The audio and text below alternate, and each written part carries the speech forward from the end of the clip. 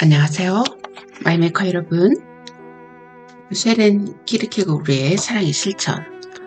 오늘은 10번째 시간 최고의 것이라는 제목으로 함께합니다. 그대 사랑하라. 이것은 최고의 법을 말합니다. 사랑하는 독자여, 이 말씀이 선포되기 전에 세상이 어떤 상태였는지에 관한 개념을 당신이 형성할 수 있었다면, 혹은 자신을 이해하려고 노력하면서 스스로 그리스도인이라고 부르지만 실제로는 이교도의 개념으로 사는 사람들의 삶과 생각을 주의 깊게 본다면 다른 모든 기독교적인 것과 마찬가지로 이 기독교의 명령과 관련한 일이란 사람의 마음속에서 절대 일어날 수 없는 것임을 당신은 믿음의 놀라운 가운데서 겸손하게 고백할 것입니다.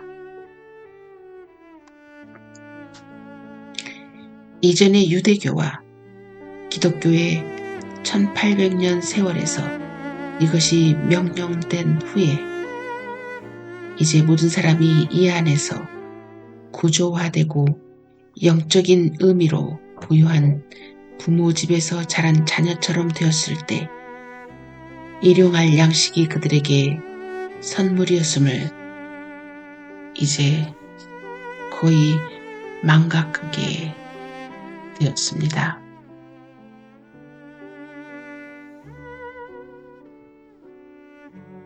배고파 본 적이 없기 때문에 과자를 좋아하는 사람들의 건강한 식단이 경멸당하듯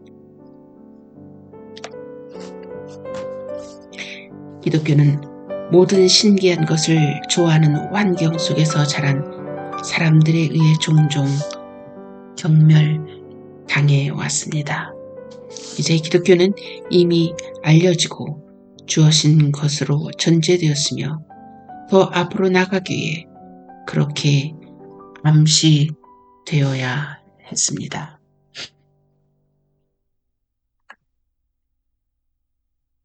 이제 이 사랑의 법은 모든 사람을 통해 자연스럽게 반복되었습니다. 하지만 기독교가 세상에 들어오지 않았더라면 세상의 상태가 어떠했을 것인지 그 개념을 진지하게 생각하는 사람은 얼마나 드문지요. 처음으로 사랑하라 라고 말하는 것에 얼마나 많은 용기가 필요한지요. 혹은 더 정확하게 이 구절로 일반 사람들의 개념과 사상을 뒤집어 엎기 위해 얼마나 신성한 권위가 필요한지요. 인간의 언어가 멈추고 용기가 실패하는 경계에서 신성한 기원에서 계시가 터져나온 후 심오함이나 인간이 만들어내는 유사성의 의미에서 이해할 만한 것을 선포하지만 그래도 어떤 사람의 마음에서도 일어날 수 없는 것을 선포합니다.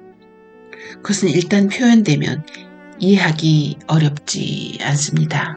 실천을 위해서만 이해되기를 원하지만 그것은 어떤 인간의 마음에서도 일어나지 못했습니다.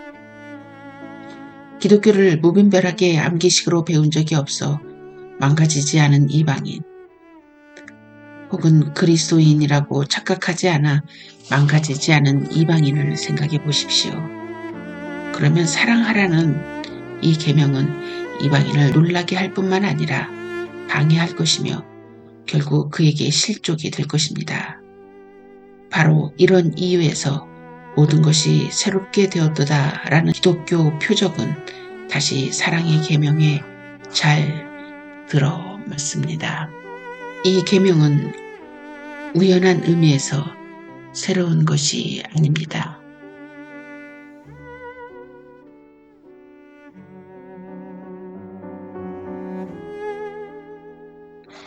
호기심을 자극하는 의미에서 참신한 것도 아니며 시간적인 의미에서도 새롭지 않습니다. 사랑은 이교도에게도 존재하지만 사랑을 향한 이 의무는 영혼의 변화이며 그리하여 모든 것이 새로워졌습니다. 감정, 욕구, 성향, 열정의 놀이, 요컨대 직접성의 힘의 놀이, 미소나 눈물 혹은 욕망이나 결핍 속에서 시의 영광을 찬양하는 것, 이것은 영혼의 진지함, 영과 진리, 정직과 자기를 부인하는 계명의 진지함 사이에 얼마나 큰 차이가 있습니까? 그러나 인간의 배은망덕함은 참으로 기억이 짧습니다. 최고의 것이 이제 모든 사람에게 제공되기 때문에 사람들은 그것을 아무것도 아닌 것처럼 다룹니다. 아무것도 구별하지 못하고 귀중한 본성조차 깨닫지 못합니다.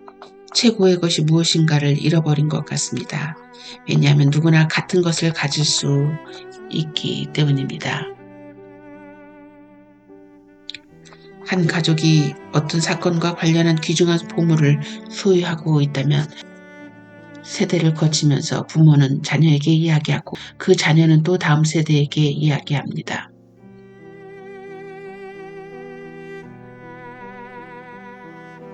그러나 기독교가 이제 십수세기에 걸쳐온 인류의 재산이 되었기 때문에 기독교로 인해 세상에 어떤 영원한 변화가 일어나고 있는지에 관한 모든 이야기가 중단되어야 하는 것은 아니지요. 모든 세대가 같게 이 사실을 스스로 명확히 해야 할 의무가 있지 않을까요? 18세기가 지났기 때문에 변하지 않는 것이 덜 중요한가요? 여러 세기 동안 신을 믿었던 세대가 살았기 때문에 이제 어떤 신이 존재한다는 것이 덜 중요해졌습니까? 즉 나에게 덜 중요해졌습니까? 내가 믿는다면 말입니다. 18세기 이후 우리 시대에 사는 사람에게 기독교가 세상에 들어온 후 18세기가 지났기 때문에 그 사람이 그리스도인이 되었던 것은 덜 중요해졌나요? 그가 그리스도인이 된 지 그리 오래되지 않았다면 분명히 그리스도인이 되기 전 자신은 어떠했는지 기억할 수 있어야 하며 결과적으로 그에게 어떤 변화가 있었는지, 즉 그리스도인이 되는 변화가 그에게 정말로 일어난 것이 맞는지 알 수 있어야 합니다. 그러므로 이방 종교가 멸망한 지 18세기가 지난 것처럼 여기에 세계사적 설명은 필요하지 않습니다.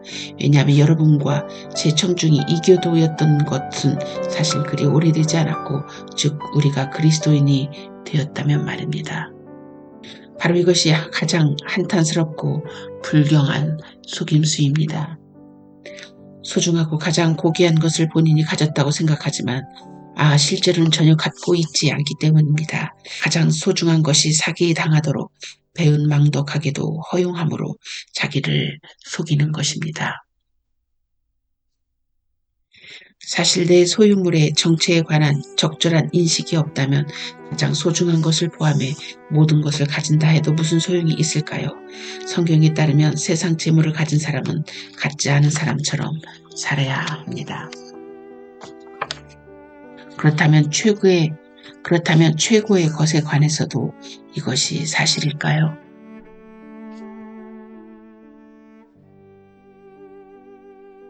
최고의 것을 가졌으면서도 갖지 않은 사람처럼 사는 것이 가능할까요? 또 맞는 일인가요? 아닙니다. 절대로 그렇지 않습니다. 최고의 것이란 주제에 관련해 그런 질문으로 다른 일을 속이지 맙시다. 최고의 것을 가졌으면서도 갖지 않은 것처럼 사는 것은 불가능합니다.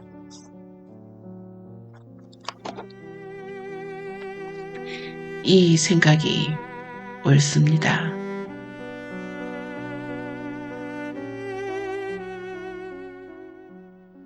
세상의 재물은 보잘것없습니다.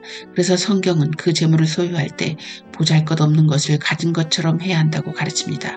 그러나 반대로 최고의 것을 가진 사람이 보잘것없는 것을 가진 것처럼 그렇게 소유할 수도 없고 또한 그렇게 하지도 말아야 합니다.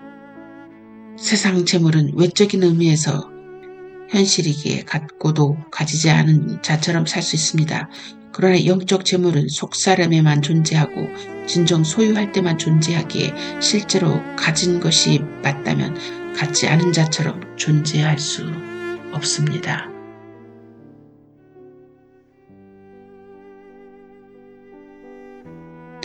영적 재물을 실제로 갖지 못한 사람은 실제로 그럴 뿐입니다. 믿음이 있다고 생각함에도 이 최고의 소유에 무관심하다면, 그리하여 타지도 뜨겁지도 않다면 믿음이 없는 사람임이 확실합니다.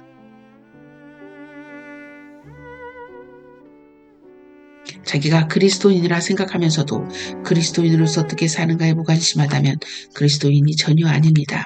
실제로 자신이 사랑에 빠졌다고 확신하면서도 사랑하는 대상에 무관심한 사람은 우리는 어떻게 생각해야 할까요?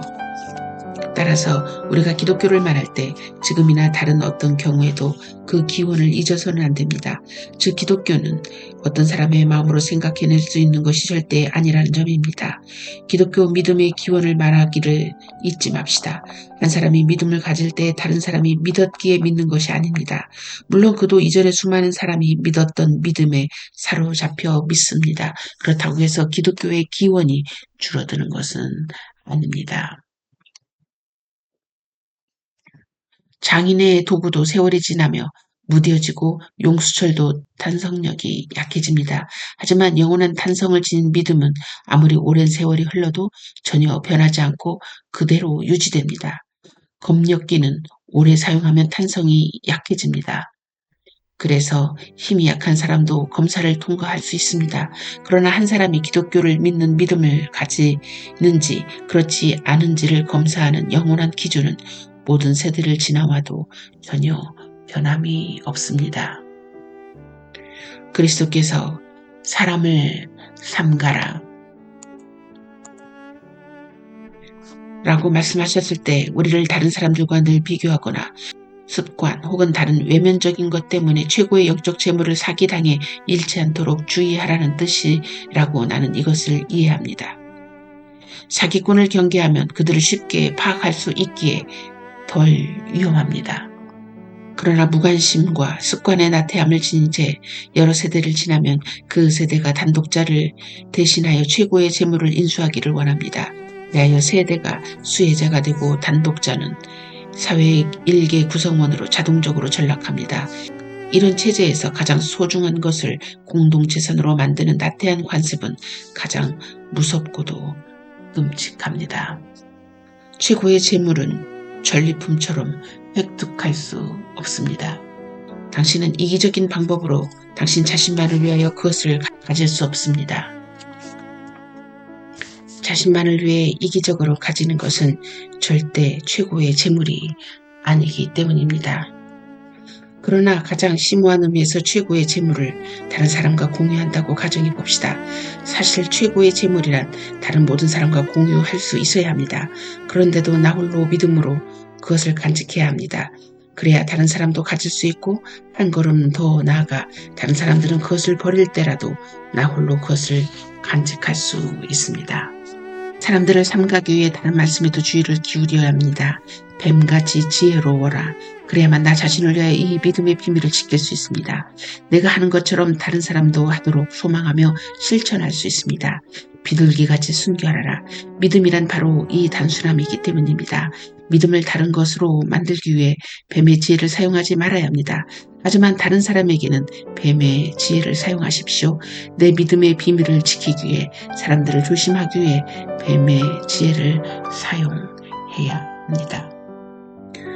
은어를 모든 사람에게 털어놓지만 모든 사람이 비밀로 간직할 때, 그러나 모든 사람이 그 말을 개인적으로 알고 있기에 은어는 비밀이 아닌가요? 그러나 은어의 비밀은 오늘과 내일이 다르다는 것에 있습니다. 하지만 비밀, 단독자를 위한 존재, 이것이 믿음의 본질입니다. 모든 단독자가 믿음을 고백하더라도 이 믿음이 비밀로 간직되지 않는다면 그는 믿는 것이 아닙니다. 이런 식으로 믿음이 비밀로 남는 것, 계속해서 비밀로 남아야 하는 것, 이것은 믿음이 부족한 것이라고 생각합니까? 그렇다면 에로스 사랑에도 같이 적용되는 것일까요? 혹은 에로스 사랑은 순간 일어났다 즉시 사라지는 일시적인 감정에 불과한 것 아닌가요? 그러나 그 깊은 감동은 언제나 비밀로 간직됩니다. 그래서 사랑에 빠져도 그 비밀을 지키지 않으면 진정한 사랑이 아니라고 말하는 것이 옳습니다. 비밀을 간직하는 사람은 믿음의 상징일 수 있습니다. 하지만 믿음 안에 몰래 간직된 불멸하는 사람의 내면성은 생명입니다. 비둘기처럼 순결한 자가 믿음의 비밀을 지키고자 뱀처럼 지혜롭게 사람들을 경계한다면 성경이 말하는 것처럼 자신 안에 소금을 가진 것입니다. 그러나 만일 사람들을 경계하지 않으면 소금에 짜게 하는 힘을 잃습니다. 그러면 무엇으로 짜게 할 수 있을까요? 불륜의 비밀은 사람을 결국 파멸로 이끌지만 믿음은 영원히 또한 언제나 구원하는 비밀입니다. 홀루증을 앓던 여인을 생각해 보십시오. 그리스도의 옷자락을 만지기 위해 몸을 앞으로 내밀지도 않았습니다. 자신의 생각과 믿음을 아무에게도 말하지 않았습니다. 다만 내가 그분의 옷자락만 만지면 나으리라고 아주 부드럽게 자신에게 말했습니다. 홀로 간직한 이것은 그녀를 현세적으로 그리고 영원히 구원하는 믿음의 비밀이었습니다.